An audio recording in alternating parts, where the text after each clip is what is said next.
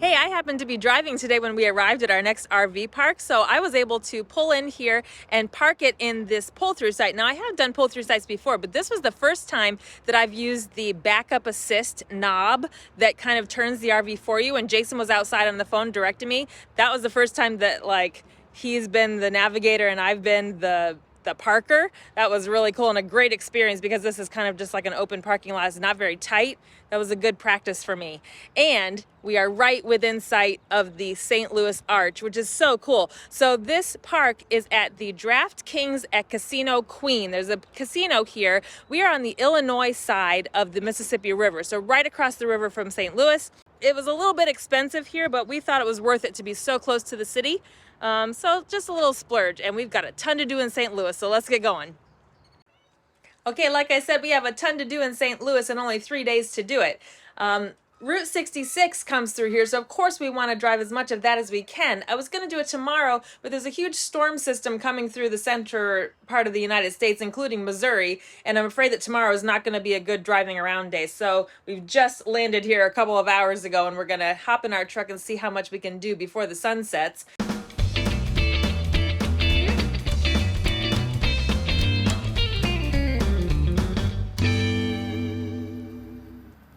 We're going to start our Route 66 drive on the Illinois side and go over the McKinley Bridge. This was the first bridge that took Route 66 traffic from Illinois into Missouri from 1926 to 1929. It's a steel truss bridge, and we're going to start there and then see how far we can get in Missouri before we want to turn around.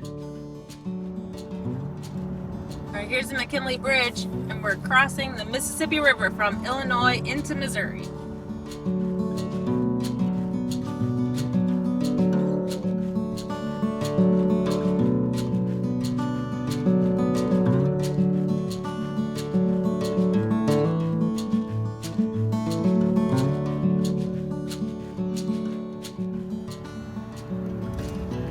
Doesn't look like it's open, so. No, it doesn't.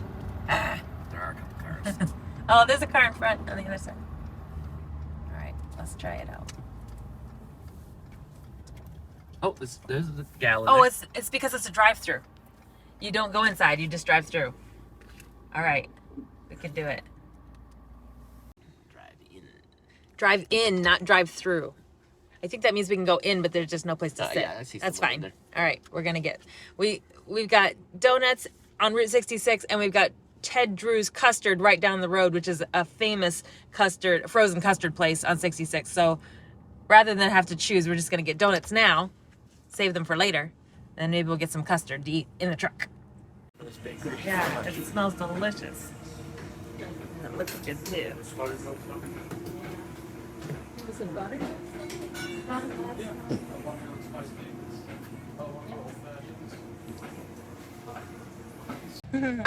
That's fun, but don't eat them now. I'm starving because. Well, where aren't you gonna get custard? It's right down the road. I like that they had that little plaque in there that this place was part of the Route 66 preservation effort, and they redid their neon sign out front. It looks really good. It's like the National Parks Service. National Park Service has yeah. like a grant program for Route 66 related restoration. I wonder if it's only in Missouri because I haven't seen that sign anywhere else. National would seem to be national. Just like that.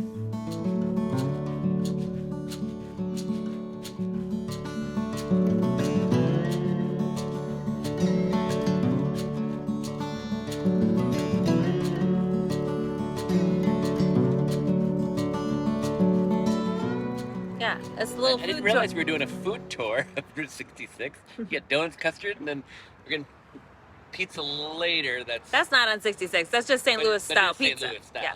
All right. Ted Drew's has a little gift shop next door. Let's see if there's anything in here. Hi. All right. How are you guys? Good. So Ted Drew's Custard first started in 1929, but this was the third location opened in St. Louis in 1941, but this is the one that's on Route 66. I got a brownie coconut concrete. It's really good. That's really good.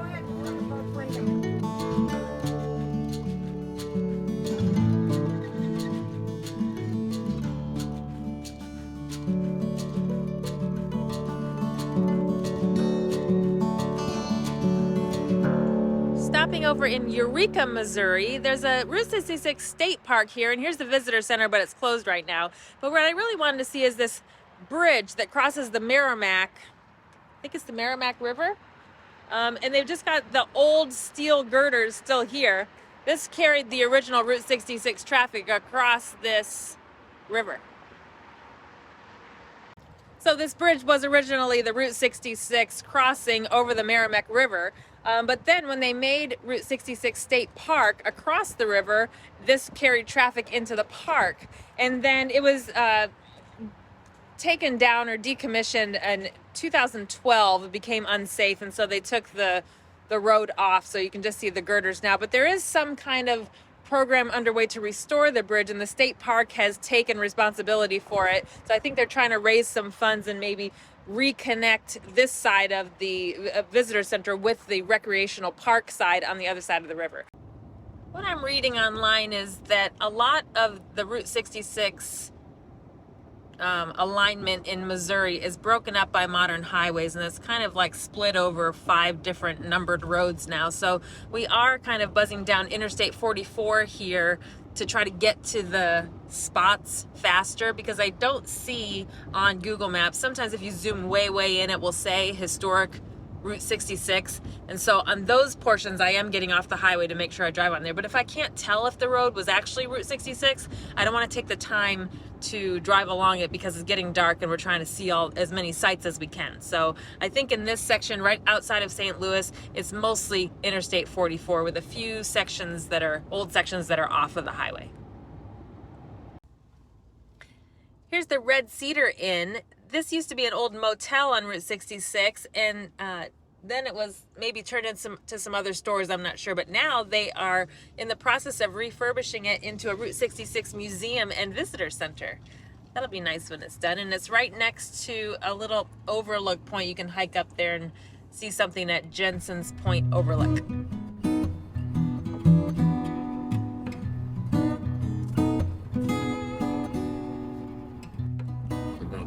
That motel sign, yeah. Yikes. It's somebody's house now, but there's just an old Route 66 motel sign in their front yard. He is broken and the E is falling way down. When you say it's someone's house, that's being generous. Okay.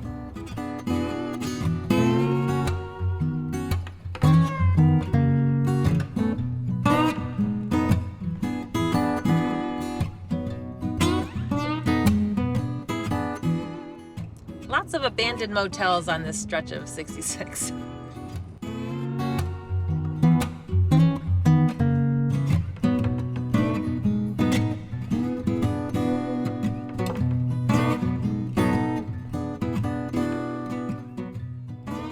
Well, here's a nice piece of 66, the historic route that's alongside of the highway. This part has been preserved.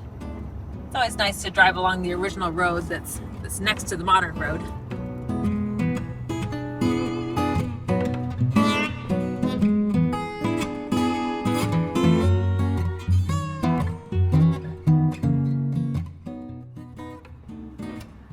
Looks like it 66 dead ends here. We're gonna get back on the highway.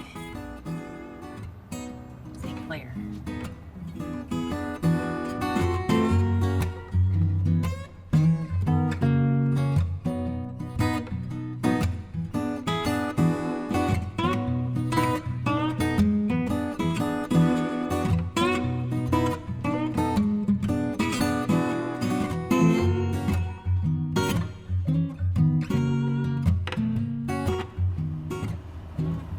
Thing's supposed to be open ever. I feel like no. Or is it long since abandoned? Keep out. Well, the Wax Museum is up here. That's open. Supposedly.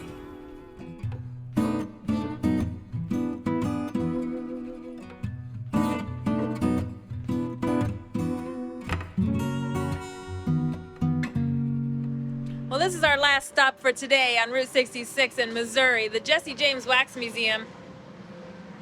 This was only built in 1964, so it wasn't really here when Route 66 was in its heyday, but there's a little motel nearby.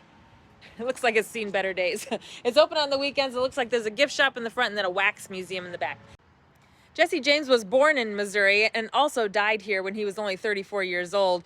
So it's kind of cool to see this location. I forgot that he was from Missouri. And these signs for Merrimack Caverns that we've been passing on Route 66 this whole way was a famous stop on 66 back in the early 1900s, kind of a tourist destination, and reportedly was a hideout of Jesse James's gang in the caverns. I don't know how verified that is, but I see a lot of articles and signage saying he could have hidden out in those caverns. So well, we're about an hour west of St. Louis now. We're gonna head back just quick on the highway, and we'll see what we get up to tomorrow. I'm not sure how the weather's gonna be, so we'll let you know. All right, so the storm turned out to be pretty much nothing. There was some moderate wind and rain all afternoon, but nothing severe. So we are venturing out for dinner. We've been wanting to try St. Louis style pizza. And I went online, I found this place that opened in 1950. I couldn't really find like the original grandfather pizza restaurant of St. Louis style, but this one looks pretty authentic. It's in this little house in a neighborhood, and you know, the reviews online are good of it, so we're gonna go check it out.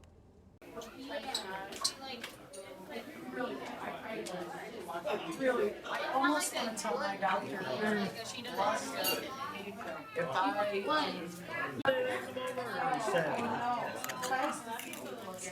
know when you say chairs, my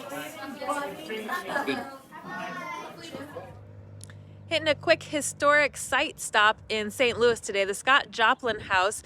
Scott Joplin was the most famous and earliest ragtime composer. So if you don't know much about ragtime, it was kind of a precursor to blues and jazz and even rock and roll.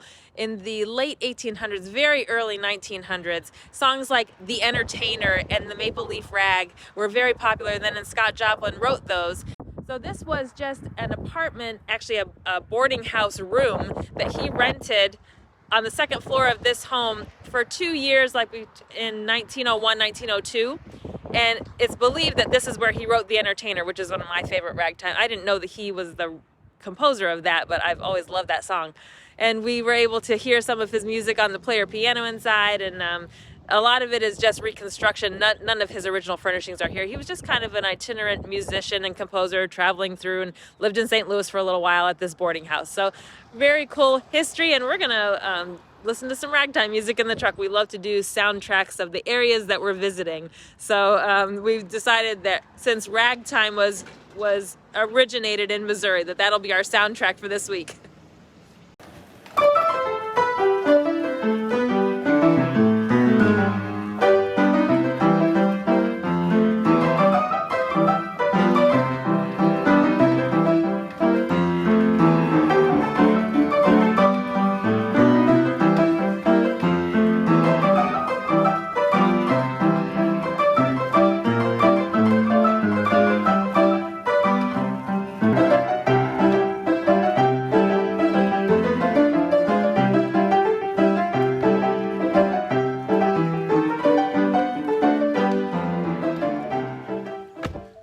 So now we're going to head over to the St. Louis Gateway Arch for our trip up to the top. And I did not know that Gateway Arch is a national park. So I'm hoping that there's going to be some other fun stuff to see over there.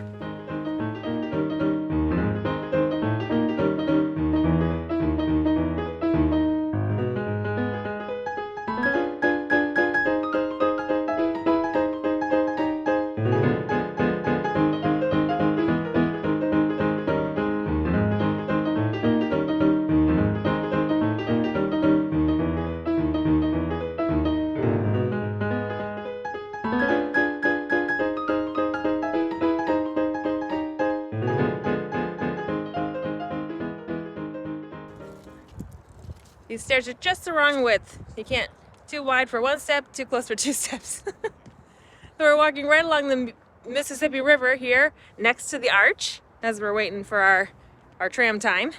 And Gateway Arch National Park here has a few different things that you can see. There's an old courthouse across the street where the Dred Scott slavery case was tried in 1847, and they've got some exhibits in there, I guess, of the American West, but it's closed for renovations right now, so we couldn't go in there.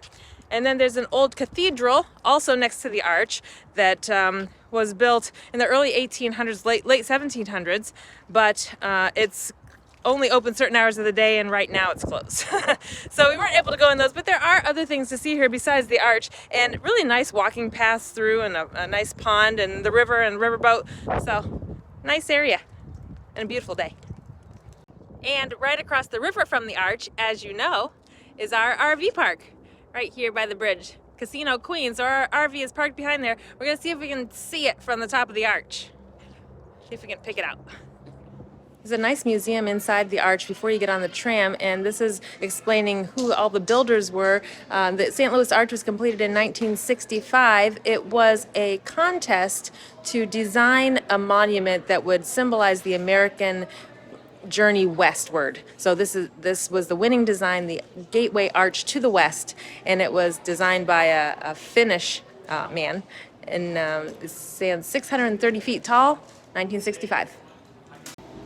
This is a tiny tram car. It's only about 4 feet tall. You have to squish in through the door. But we got the tram to ourselves because they only want one family unit in here at a time. It is very tight. And we're going kind of diagonally up the arch. 4 minutes up, 3 minutes down. Oh, that's really curving. You can see the curve is now getting flattening out. The doors will be closing once again. The doors are closing. Okay. What do you see? So there's our RV park way over there. I told me This is right behind this grassy patch. we're the second one in from the end, unless someone new came. There was an empty spot, then 1 minute. That's fun.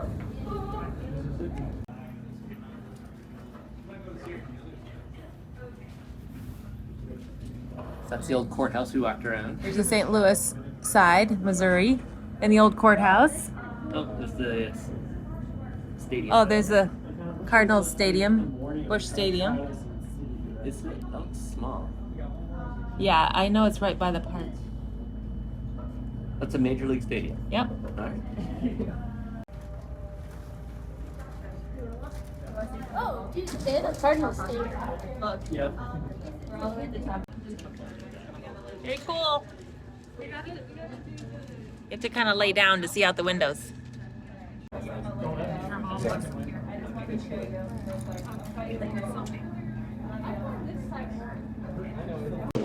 Very fun. Very fun to visit another national park too. Jason just said this feels very 1960s Disney World Fair. The straighter it gets up and down, the further down you can see.